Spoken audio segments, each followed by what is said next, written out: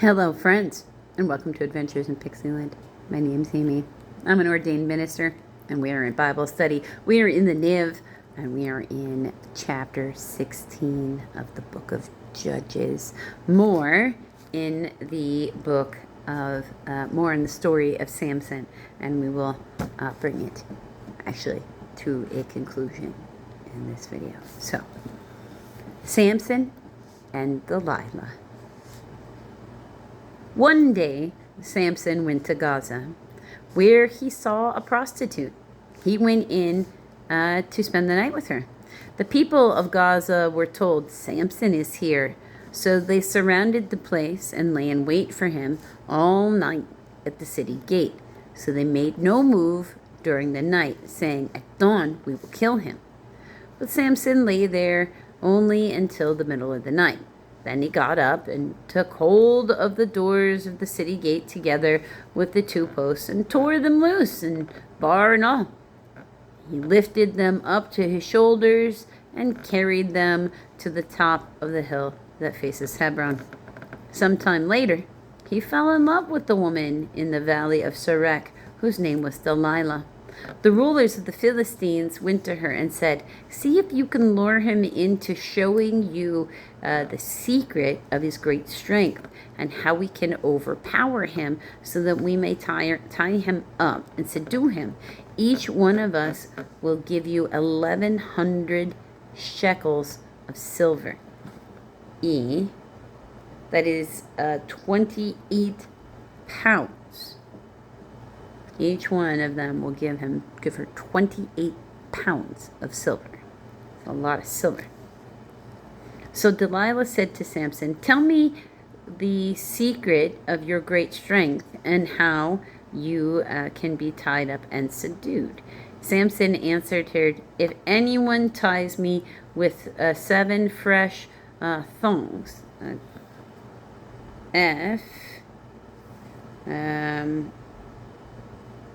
or bowstrings, that have not been dried, I'll become weak as any other man."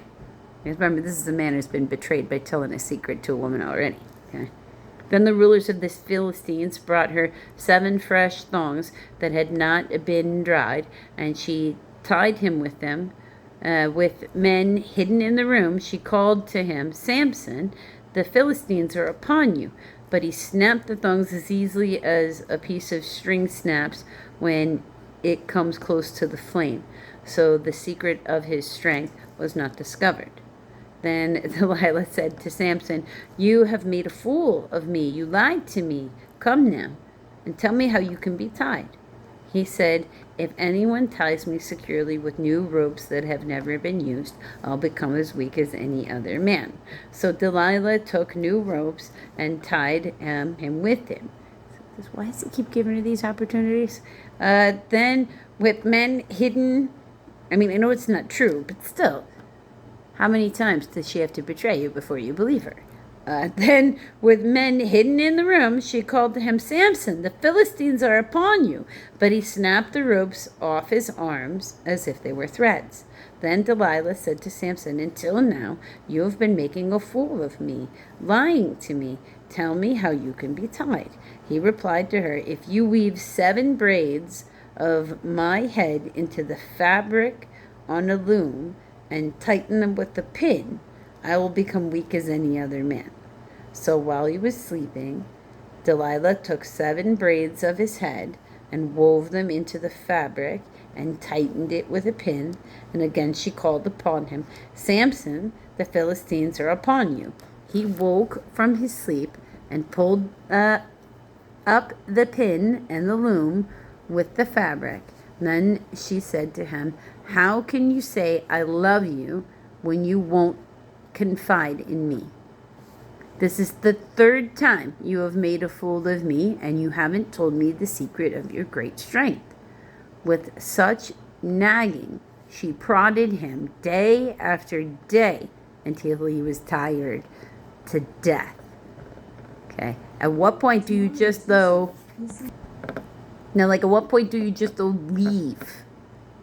This is not his wife.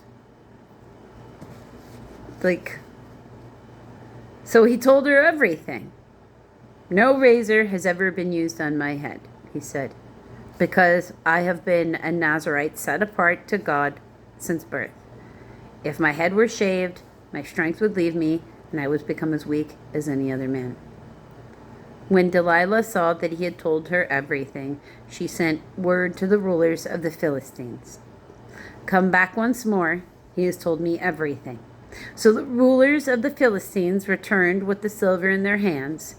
Having put him to sleep on her lap, she called a man to shave off the 7 braids of his hair, and so began to subdue him, and all his strength left him. Hebrew and some Septuagint, scammers, he began to weaken. Then she called, Samson, the Philistines are upon you. He woke from his sleep and thought, I'll go out as before and shake myself free. But he did not know that the Lord had left him. Then the Philistines seized him, gouged out his eyes, and took him down to Gaza, binding him with bronze shackles. They set him to grinding in the prison, but the hair on his head began to grow again after it had been shaved. The death of Samson. Now the rulers of the Philistines assembled to offer a great sacrifice to Dagon, their god, and to celebrate, saying, Our God has delivered Samson, our enemy, into our hands. When the people saw him, they praised their God, saying, Our God has delivered our enemy into our hands, the one who had laid waste our land and multiplied our slain. While they were in high spirits, they shouted, Bring out Samson to entertain us. So they called Samson out of the prison, and he performed for them. When they stood him among the pillars, Samson said to the servant who held his hand, Put me where I can feel the pillars that support the temple, so that I may lean up against them. Now the temple was crowded with men and women.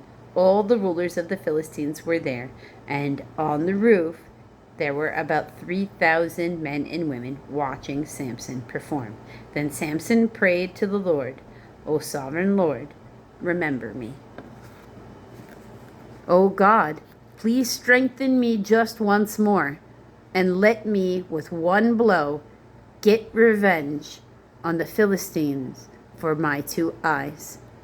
Then Samson reached out towards the 2 central pillars on which the temple stood, bracing himself against them on his right hand on one and his left hand on the other. Samson said, Let me die with the Philistines.